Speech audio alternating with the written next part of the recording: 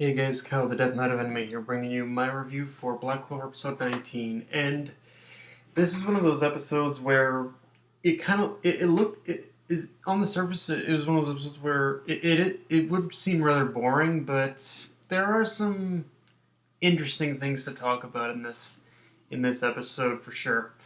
Um, to start off with, we get Mars's backstory, and I won't like his backstory does seem like a little bit manipulative in trying to get us to feel sympathy for Mars. I mean, I always did kind of feel sympathy for him to begin with, but I think they were trying to enhance it a little too much. But yeah, it all. But I do gotta say that the backstory itself, like the imagery of the backstory itself, is gruesome, and we do learn that his like diamond powers or whatnot wasn't originally his own, but rather implanted into him from, or actually no, never mind. Sorry, his I'm talking about his fire powers. His fire powers originally belonged to his friend, but they were implanted into him, and I'm like, and that actually does. And honestly, this whole thing of the soldiers being created and whatnot, it does actually raise a very interesting question I have, which is how many natural magic users are actually part of the Diamond Kingdom? How many? Because if they're going to such extremes just to recreate these soldiers, then they're either hungry with power or desperate to increase the amount of mages in their kingdom to oppose Clover.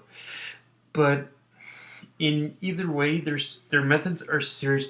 In order to achieve that, are seriously fucked up. But it's yeah, it's just one of those things where is you really got to look at it.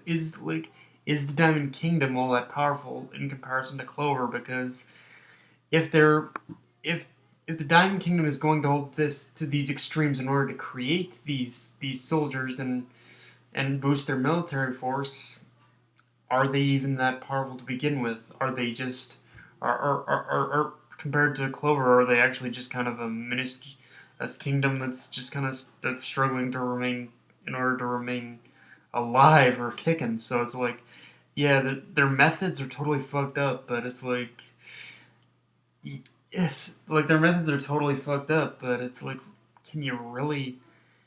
It's almost like compared to Clover, can I guess I can't really blame them either. And what I do like in this episode is that by the end of this episode, neither the Golden Dawn or Black Bulls were neither Golden Dawn or Black Bulls were pretty much even really successful in the mission given to them. And in the end, like the mission of the Black Bulls and the Golden Dawn was pretty much in order to raid the was in order to raid the was pretty much to in order to raid the dungeon and get all the treasures before even before the Diamond Kingdom did. But neither really managed to achieve that. In the end, the Diamond Kingdom walked away with all the spoils, even though they were the ones defeated. So it's like in a weird in a weird way, I definitely have to give it at least somewhat credit for in order in terms of playing around with that a little bit. Like it isn't anything groundbreaking. I think My Hero Academia has done shit like that before, but yeah, it is interesting how in this new era of shonen, whether or not whether or not you definitely like it, whether there are those that you like or dislike. It's interesting how this new era of shonen is trying to play around with is trying to play around with just with a couple of the just with a couple of tropes every now and then. So yeah, I got to give it a credit for at least that. And aside from that, we see Yuno finished off Mars in this episode with the help of I assume a wind sprite that manifested from from a new spell he learned from a new spell he learned from that scroll he picked up. Although the whole stopping time business really kind of confused me as to what that was about. But yeah, we basically learned that yes, basically from the last episode, what was teased in the last episode is that now become official that Yuno has basically a new spell, which I wonder if that sprite is gonna appear every time, and if he does, then if he's actually gonna be able to have a conversation with that sprite, because if that actually the more I'm talking about it, the more I'm thinking that the sprite that by summoning that sprite he was probably He was probably pulled into some kind of dimension or something. I don't know.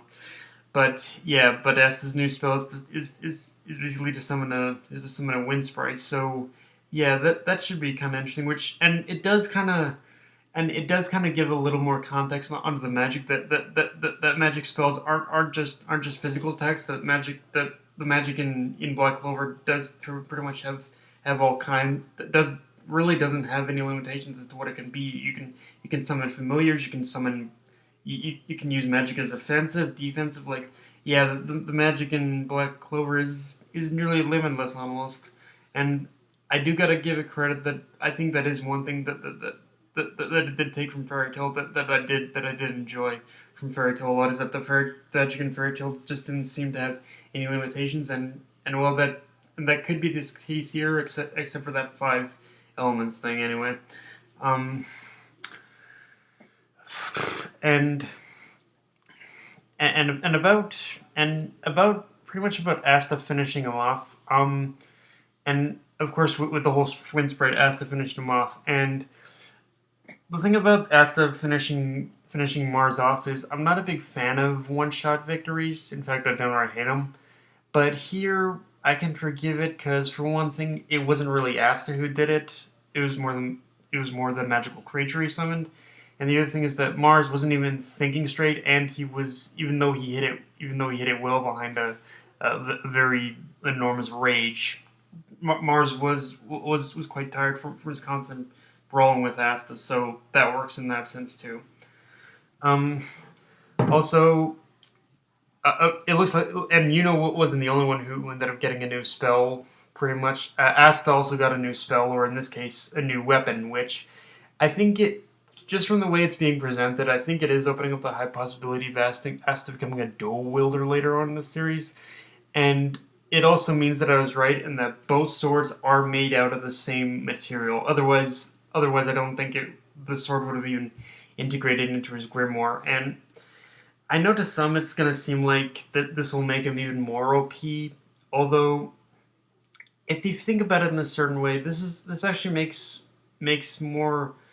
Asta a little more balanced than you'd think because definitely one sword is best used for defense, not having the greatest offense, while the other is a good offense, but just not the greatest defense. So, so in a way, it's pretty much as weird as it sounds. As the swords have kind of this effect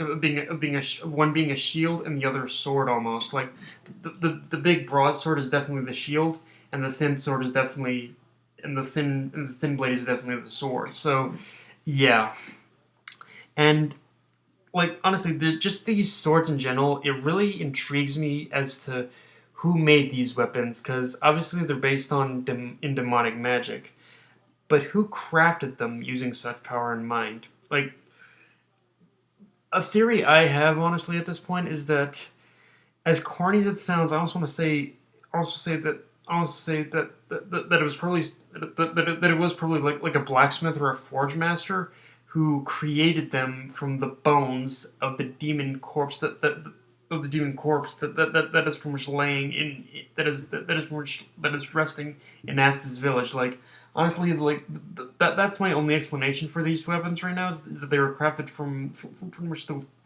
demon from the demon's bones that are laying in Asta's village. So yeah. But yeah, guys, that's my review. Enjoy the video. Like, comment, subscribe, follow me on Twitter and Facebook. Death Knight of Enemy, signing off.